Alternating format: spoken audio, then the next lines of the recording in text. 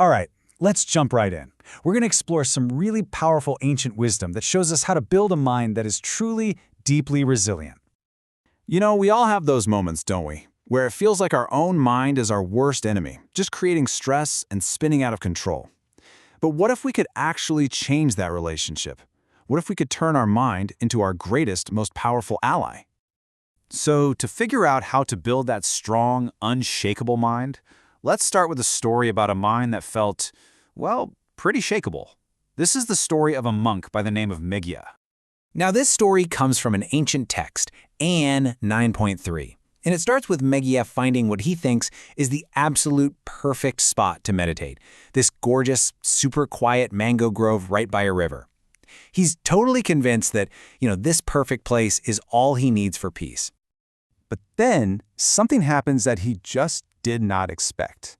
Even with the perfect scenery, the second he sits down to practice, his mind just goes nuts. It's completely flooded with all these distracting, unhelpful thoughts. And I'm sure that's a feeling a lot of us can relate to. And the scripture is super specific about what was going on in his head. We're talking about thoughts of sensual craving, kama vitako. Then there were thoughts of ill will and malice, vyapa davidako.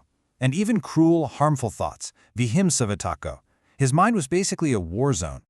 So, feeling completely defeated, Megya goes back to his teacher, the Buddha, and he's just confused. He had the right intention, he found the perfect place, so what went wrong?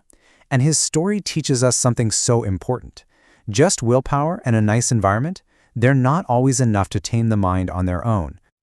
So, what was the Buddhist advice? Well, it wasn't to just, go back and try harder. No, it was something completely different, something surprisingly external that Megya hadn't even thought about.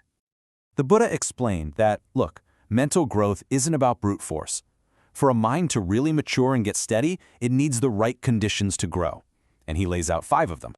And this brings us to the very first condition, and it's the foundation for everything else. It's this Pali term, kalyanamitta. It basically means having admirable friends. You could think of it as a strong support system, a mentor, or just having good people around you who actually lift you up and inspire you. And here's the crucial part. Admirable friendship is number 1. It is the starting point. It's the soil from which all these other amazing qualities, like being ethical, having supportive conversations, finding your energy, and finally, developing real wisdom can actually grow. Okay, so once you have that foundation of friendship in place, that's when you can start to build your inner fortress. That external support is what gives you the space to cultivate the inner powers, those internal strengths that create real, lasting resilience. The texts point to 3 of these core strengths. First, there's the power of wisdom, panyabalam. That's the clarity to see what actually helps you versus what harms you. Then there's the power of energy, viryabalam. That's your inner drive, what keeps you going.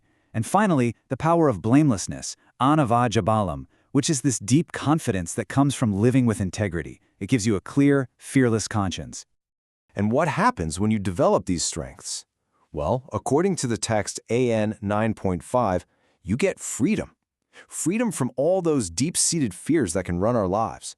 Fear about our job, fear of what other people think, fear of death, even fear of the future.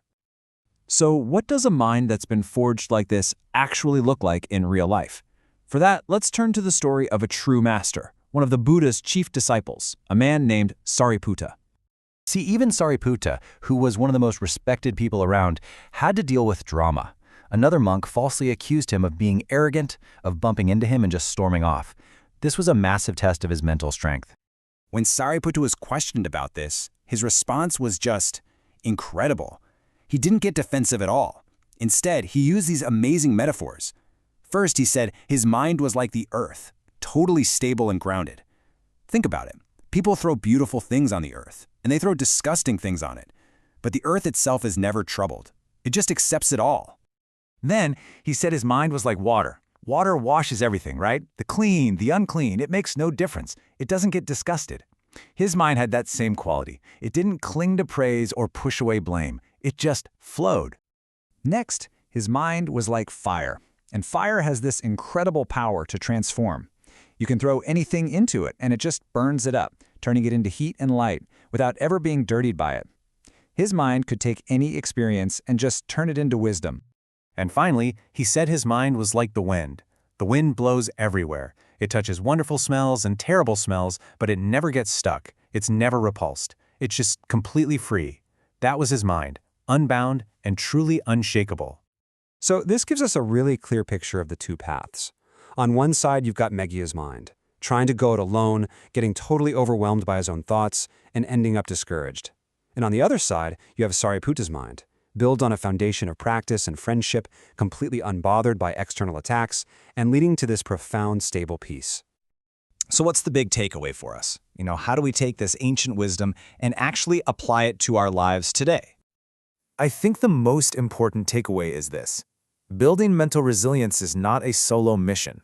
It's not something you do locked away by yourself. It starts with community, with the people you surround yourself with. And from that supportive base, you fortify yourself from the inside out by building up your wisdom, your energy, and your integrity.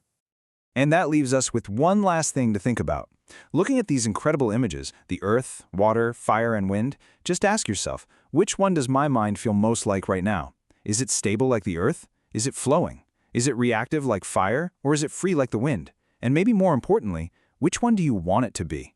Because just reflecting on that can show us not only where we are, but the amazing potential of where we can go.